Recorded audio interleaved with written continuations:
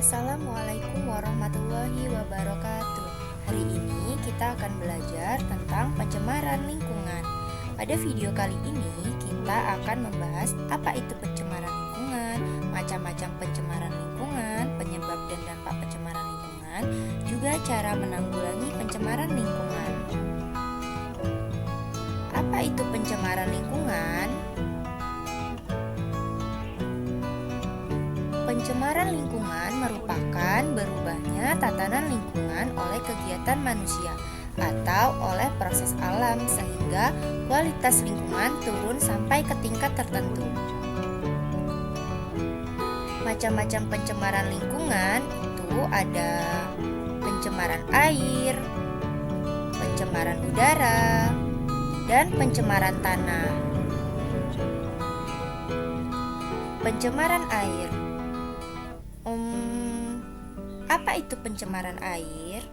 Pencemaran air ialah masuknya atau dimasukkannya makhluk hidup atau komponen lain ke dalam air dan atau berubahnya tatanan air oleh kegiatan manusia atau oleh proses alam sehingga kualitas air turun sampai ke tingkat tertentu yang menyebabkan air menjadi kurang atau tidak dapat berfungsi lagi sesuai dengan semestinya. Penyebab dan dampak pencemaran air itu ada buangan limbah rumah tangga.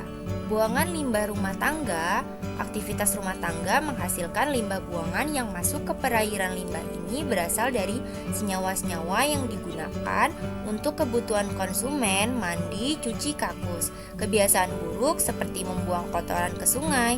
Hal ini tentu akan meningkatkan pencemaran air dengan meningkatnya mikroba penyebab penyakit. Kotoran yang mencemari air merupakan penyebab dari berbagai penyakit yang dapat menginfeksi manusia itu sendiri. Yang kedua, aktivitas industri. Meningkatnya industri di Indonesia dibarengi dengan meningkatnya jumlah limbah yang dihasilkan, terutama limbah cair yang dibuang melalui aliran air. Minyak salah satu contoh dari limbah cair. Tidak adanya pengolahan limbah industri yang langsung dibuang ke perairan berdampak pada komposisi di wilayah tersebut. Tercemarnya badan air oleh minyak dapat menyebabkan kematian bagi organisme di sekitarnya. Masalahnya adalah minyak tidak dapat menyatu dengan air. Dengan demikian, sangat sulit untuk memisahkan zat tercemar tersebut. Yang selanjutnya yaitu limbah pertanian. Aktivitas penggunaan pupuk dan pestisida dalam pertanian dapat mencemari badan air di sekitarnya. Pasalnya, senyawa-senyawa organik yang berasal dari pupuk pestisida langsung ataupun tidak langsung dapat terdampak pada keseimbangan ekosistem dan juga kesehatan manusia itu sendiri. Dampak dari pencemaran air itu dapat menyebabkan banjir. Menumpuknya sampah di perairan dapat menghambat arus air. Kemudian, penyakit menular. Meningkatnya mikroba patogen tertentu di sumber air yang tercemar tentu akan menyebabkan berbagai penyakit seperti diare, demam berdarah, dan lain sebagainya. Kemudian rusaknya ekosistem. Air merupakan habitat bagi organisme perairan seperti ikan, golongan invertebrata, tumbuhan, air, dan lainnya. Masuknya limbah pupuk ke dalam suatu badan air dapat menyebabkan suburnya tumbuhan air seperti alga atau eceng gondok. Dengan demikian, tumbuhan air akan memenuhi permukaan air, tidaklah menguntungkan bagi ikan. Pasalnya, meningkatnya tumbuhan air yang memenuhi permukaan menurunkan kandungan oksigen terlalu dalam air, yang berarti ikan dan udang mengalami deoksigenasi atau kekurangan oksigen. Selain itu, rapatnya tumbuhan air dapat menghalangi cahaya matahari untuk tembus ke dalam air yang menyebabkan suhu di dalam air akan semakin rendah. Kemudian cara mencegah pencemaran air berawal dari kesadaran diri sendiri, awal perubahan yang dimulai dari diri sendiri. Kemudian adanya penyuluhan bagi masyarakat umum untuk senantiasa menjaga lingkungan. Kemudian ada bioremediasi atau merupakan upaya mengatasi limbah cair dengan menggunakan mikroorganisme. Kemudian yang selanjutnya pencemaran udara. Apa itu pencemaran udara? Pencemaran udara adalah kehadiran substansi fisik, biologi, atau kimia di lapisan udara bumi dalam jumlah yang bisa membahayakan kesehatan seluruh komponen biotik, penyusun ekosistem, mengganggu keindahan, kenyamanan, dan merusak properti.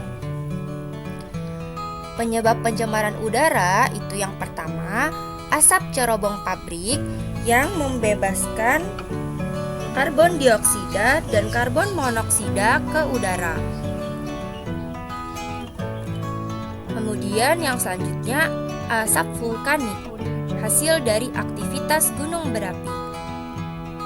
Kemudian asap dari kendaraan dan kebakaran hutan.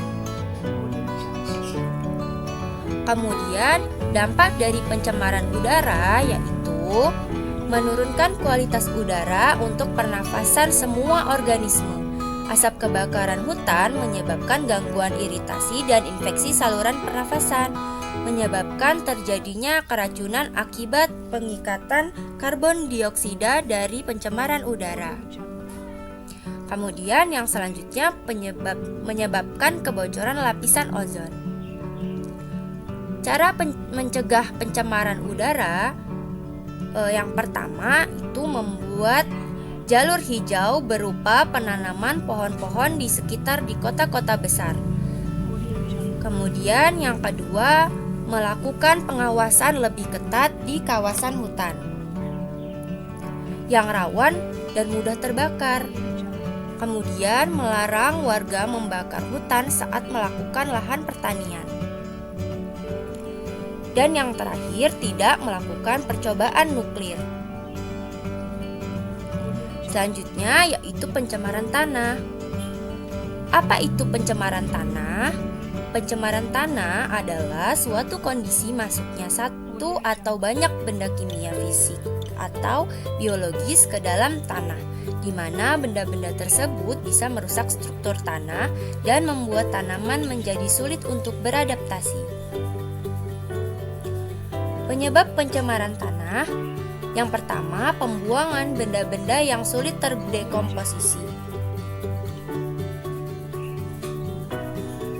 Yang kedua, penggunaan pestisida dalam kegiatan pertanian yang meninggalkan residu melalui peresapan ke tanah. Yang ketiga, sisa sabun dan deterjen yang dibuang ke tanah dan pengikisan humus oleh air.